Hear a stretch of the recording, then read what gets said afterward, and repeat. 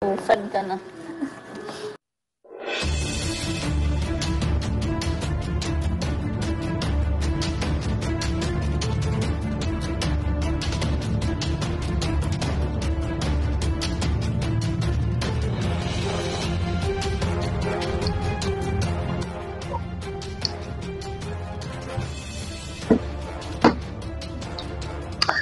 Ayan, guys, muli, nagbabalik po yung lingkod. Ayan. Mega love shout out sa inyo lahat, sa mga sulok ng mundo naroroon. Eto guys, samahan nyo ako hanggang sa matapos ang video na to. Ayan, hindi naman po sa pilitan, yung may gusto lang po. Ayan.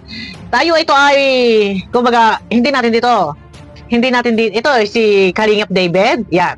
Kasagsagang naka-live si Carla. Isipin ninyo. Ay naman, bakit naman guys? Oh. Nakita nyo naman guys sa intro. Pero ito na, no, guys, bago ang lahat, pakiclick naman po muna ng thumbs up nang sa ganun na iswak sa panlasa ni YouTube. Dito ay hindi natin titirisin si Kalingap David. At ika nga ay tayo'y masanay na, guys, no? Tayo'y masanay na po at unawain na lang po natin. Hindi na po natin kailangan pang ibas. Ayan, at ang aking noo ay nanlalapad lalo. Oh, hindi na po natin kailangan pang ibas si Kalingap David. Dapat habaan natin ng pasensya. Lawakan natin ng pasensya at huwag tayo mawala ng ika nga ang tawag ito. Ibig sabihin, hanggang sa panonood ninyo, dala-dala ninyo ang pasensya. Ayan. Ano nga ba ang ginawa ni David? Kasagsagan na naka-live si Carla. Ito guys, hindi naman ako mag-reaction. Kaya lang, may nag-request po sa akin. Ayan, nakikita naman ninyo dyan sa screen. May nag-request sa akin na reactionan ko daw. So, re-reactionan ko po. Hindi ko po dito titirisin. At ika nga ako na ang uunawa. Sana'y maintindihan na lang din po ninyo. Unawain na lang din po ninyo. Si Kalingap David. Ito guys, panoorin nyo. At ito ay likha ni Carla sa kanyang live. Ay, talaga naman. Pambihira. Ayan guys. Hindi ako mainom ng parehas. Sige na ako. Kay Carla. Sige po. Sad ka na. Parang sad. Anong nangyari? Hello ko, bakit? Hindi na ako bago kay Kalingap David, guys. Hindi na ako bago. Sanay na ako. Ilang beses naman na. Ano ni? Carla. Iwan na po tayo ni Carla. Alam po, welcome to my... Strike na ito. Dapat take down na to. Nakakatin na naman alam ko. Take down na ito. Si Kalingap David. Teka, baka ako'y lobat. Kayo guys, comment kayo sa comment section. Huwag namang ibas. Ika nga ay advice. Ako'y magbibigay din ng aking advice No. Opinion ko, advice ko, magbibigay ako ng advice dahil marami ang nag-chat sa akin. So, eto, sasabihin lang ng iba na tayo ay basher ng Jomcar ni Carla. Hindi ako basher. Guys, hindi ako basher, no? Anytime pwede kami mag-reaction kay Carla kasi beneficiary ni Kalingap Rab. Lahat ng binablog ni Kalingap Rab, pwede naming reaksyonan. So kayo, ano ang inyong masasabi? Pwede po natin yan pag-usapan dito sa comment section. Yan, iwasan lang pong magbas, wag naman pong below the belt. Kung maaari, advice na lang. Yan. Pero ito na, Kalingap David, strike 3. Paano ito? Gayon na lang. Grabe. Talagang sikat ka na, Kalingap David. Pero, yung pagsikat mo, sikat ka naman na talaga. Kaya nga lang talagang matunog ang pangalan mo. Itong pagpasok ng November. Matunog ang pangalan mo. Sabi ko nga sa inyo, kay negative or positive na po-promote. Pero ayun na. Bakit gayon? Naman, baga. Bagay kasagsagan naka-live naman. Kasarapan naman naka-live. At ilang libo ang viewers. Nasa 5,000 yung viewers doon sa live ni Carla. Bakit gayon? At baga naman ikaw ay nagpakasiksik-siksik pa talaga namang iginanon mo pa yung iyong mukha talaga doon. Bakit gayon talaga? Nandinila. Uy. Kalingap David naman. Alam mo, ako ikaw ay maiintindihan ko. Paano naman yung iba? Baka hindi ka maintindihan. Kasi, yung viewers natin, hindi lang dito sa Pilipinas. Ito advice ko ha. Guys, huwag niyo ibaba si Kalingap David. Pero ako magbibigay ng aking advice kasi baka lumalabis. Isang beses, dalawa, enough na. Sumusobra. No? Ang viewers natin ay hindi lang nandito sa Pilipinas. Kundi karamihan mula pa sa iba't ibang bansa, buong daigdig, buong mundo. No?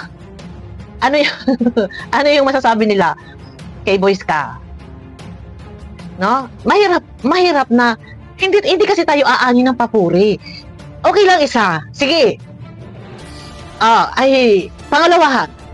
Pero yung pangatluhan mo, wow, iba na to. Medyo nawawala tayo. Ay, Diyos ko, nawawala sa wisyo ka. nawawala ka. Ay, teka muna, kay boys, kumbaga, hindi, ayoko magsalita, baka ma-offend. Kay boys ka, please, alam mo na yon kung ano yon, konting behave tayo. Kasi yung viewers, sa libo-libong viewers, hindi kasi, okay lang, kung yung nanonood is mga 1,000, ay 5,000 nanonood. Sa libo-libong viewers, baka merong nakakaintindi at hindi ka maiintindihan, hindi ka mauunawaan. Sa madaling salita, hindi magugustuhan yung inaasal mo. No? Hindi kasi natin kayang i-please yung mga taong, or hindi kasi natin pwede sabihin palaging unawain, kahit tayo makikiusap. Nakalahay, tinan mo, napatayo bigla si Carla. Alam ko, bakit ka ganyan? Ginibebe ako yung mga basher. Wala man basher, masaya nga yung mga tao dito. Ay, ako sa part ko naiintindihan ko eh. Sige, ganun na siya. Kung sa part ko, okay, ganyan na talaga si Kalingap David. Naiintindihan ko na. O sige, ako nang unawa. Pangatlo, pangapat pa, hindi. Pakailan na ba to? Ay, meron pa isang video nga eh. Ito guys, panoorin nyo. Sino mas maganda? Si Ingrid o si Biancy? Si Bensi. Grabe. Ayan po mga kaibigan, ha? Diba? Pero ito, wala naman. Pero dito, kalapti mo si Ingrid. Pero, tinanong ka ni Kuya Bal kung sino ang mas maganda. Siyempre, si Beyonce. Ay, Diyos ko. Diyos ko, namumuro na ito talaga si Kalingap David. Pero guys, good vibes lang tayo. At huwag natin pakaseryosuhin. At ika nga, hindi naman tayo babago pa lang. Alam na natin ilang beses na ganun di hayaan na lang. At ito ay pagsabihan. Sino mo yung salita? Pero ayun na, yung kay David naman, kumbaga parang, eto guys, no, serious tayo. Yung kay David naman, kumbaga parang, hindi sa kabastusan. Yung iba sasabihin nila, walang mudo or walang, hindi maganda yung inasal kasi libo-libo yung viewers, biglang nagagaganon. Ano lang naman yun? Kumbaga parang nangurat lang. Or nangungulit. Kumbaga siguro, sanay na siya doon sa ganung galawan. Kasi sila tropa-tropa. Kaya, lalawakan po natin, i-analyze nyo. Kung yung naka-live ay kasi close sila. Lahat kay Boys Kalingap Angels, close sila. So kaya kung ibang tao yung naka-live, hindi naman po siguro gagawin. Ito balance pag-reaction to. Guys, hindi naman po siguro yan gagawin ni Kalingap David kung yung tao ay hindi niya ka-close o hindi niya nakakasalamuha. Ano po? Ibabalansin natin. Hindi niya gagawin kung yung taong yun na hindi niya kilala. Ay, kilala niya, tropa-tropa. Yan, gumigimik nga sila. Kumakain-kain sila, lumalabas sila, and kasama minsan sa shoot, na gano'n. Siguro naman, walang pambabastos na naganap. Sila magkakasama, so, nangaasar lang, nangurat lang. Kasi sabi nga niya, dinilaan daw lang niya yung mga viewers. Pasensya na ho sa lahat ng ating mga minamahal na viewers. Lawakan po natin ng pag-unawa, guys, no? At tayo naman po nakakaintindi, tayo na lang po ang magpasensya at mag-adjust. Ay, Diyos ko. Tayo na lang yung mag-adjust. Kaysa naman sa ating bakbakan, yan naman ay hindi naman. Sabi ko nga sa inyo, na siguro sanay na siya na ganun mangharot. Ganon, magbiro. Pero kung ibang tao yan, or yung taong hindi niya kabisado, or hindi niya nakakahalubilo, hindi niya yan gagawin. Ito guys, balance pag-reaction po ito ha. Wala pong mangbabas. Bigay lang kayo ng inyong magandang advice. Pero ito, advice ko, opinion ko yun, sinabi ko kayo na advice ko kay Kalingap David, hindi lahat ng tao ay nasa mood. Alam mo, hindi sa lahat ng oras, maganda yung mood nila.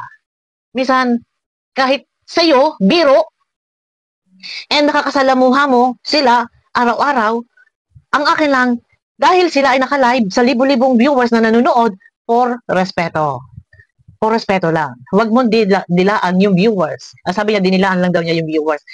For respeto. Kasi, alam ko, hindi ka naman bata at ikaw naman ay, ika nga, sabihin na natin, medyo may edad na rin. So, huwag mong, dito kasi nakaka-minus ng pagkatao. Alam mo yon? Ito, wag ma-open. Bababa yung tingin sa iyo ng tao. No? Ito, maganda, advice ko to. Huwag mong ibaba yung level mo. Yun lang. Kasi, hindi natin kayang i-please yung viewers na tayo'y gustuhin. Kahit alam natin sa sarili natin, wala sa may personal, or hindi naman talaga ikaw ay nang babastos, dahil alam mo na nakahalubilo mo sila. Pero yung ibang tao, por respeto, buong mundo, iba-iba yan na nanonood sa atin, sa live ni Carla, merong iba na ayaw ng ganon. Sa madaling salita na, dinaig mo pa yung batang walang kamuang-muang na gumaganon na kailangan pa ba sawayin? O wag ganon. Tinan mo nangyari, tumayo si Carla. And yung katabi ni Carla, medyo sabi niya, yun, medyo iba rin yung nasabi niya. Pero, yun na, sapat ko naintindihan ko. Kasi nga, tropa-tropa sila. Pero, sa akin lang, ikaw naman ay, sabihin natin, professional kang tao. Huwag mong ibaba. No? Huwag umasta. Wala ganon. Dahil hindi natin kayang i-please yung viewers. And, yung ganong eksena, nakakabawas. Iba yung aanihin natin. Hindi papuri, kundi pangbabas, pang-uusig. Yun lang, advice ko lang ito. Wag na, hayaan na, wag nang ulitin. Nasa ganon ay hindi ka mapuruha. Ayun na guys. Sana intindihin na lang po natin si Kalingap David. At hindi naman niya magagawa yan kung yun ay, kung hindi, nakakasalamuha, nakakahalubil, or close sila. Or, kumbaga, wala lang, parang ganun lang. Pero yun nga, nakaharap, sige, sila, yung viewers kasi, Diyos ko, ay, nako. Medyo, para sa akin, huwag ma-open, para sa akin, masagwa tingnan, iba, ikaw ba naman, ganun yung mandila mo, di ba? Yun lang. Kaya, ano man lang sabihin din ng viewers, minsan, hindi rin talaga natin makakayang pigilan, wala tayong magagawa kundi tanggapin, lunukin. Pero, hanggat maagapan, hanggat maiwasan, huwag gumawa ng ganung eksena, lalo pat live ng my live. Okay lang kung sa live mo, pero kahit live mo, hindi mo pa rin dapat gawin yung magdidila ka. Ay, Diyos ko. Kahit live mo, hindi mo pwede gawin yan. Kumbaga, pag nag-live ka, kailangan presentable, behave, makilos yung, mapino yung kilos, and konting behave ba? Hindi ako makapupunta dito. Ano ba nangyayari dito kay Kalingap David? Bakit nagdidila naman ito? Sabi ko nga sa inyo, live ng okay na siguro kung sa live niya, pero kahit live niya, hindi niya pa rin dapat gawin to. Tapos live ng may live. Tapos yung viewers doon, ang dami-dami. Kaya talagang, hindi maiiwasan. Hindi talaga maiiwasan na merong talaga nga alma. Pero wala tayong magagawa talaga. Kahit, yan nga, sabi ko nga dito sa comment, wag nang ibas, pero hindi ko matututukan, matutulog na ako, hindi ko matututukan yan, so paano nga pagising ko, puno na naman ang basya, pero hanggat maaari ay magbigay na lang ng magandang advice, payo, no? Ayun na, guys, at ito ay balance pag-reaction lang, wag na natin pakakuruhan, at ika nga ay, kumbaga sabihin na natin isang pisa, pare-pareho na sa Kalingap. Ayan na, pakiclick naman muna guys ng thumbs up, nang sa ganun ay swak sa panlasa ni YouTube. Ayan, abangan nyo ako, guys, bukas sa aking next video. Bye-bye!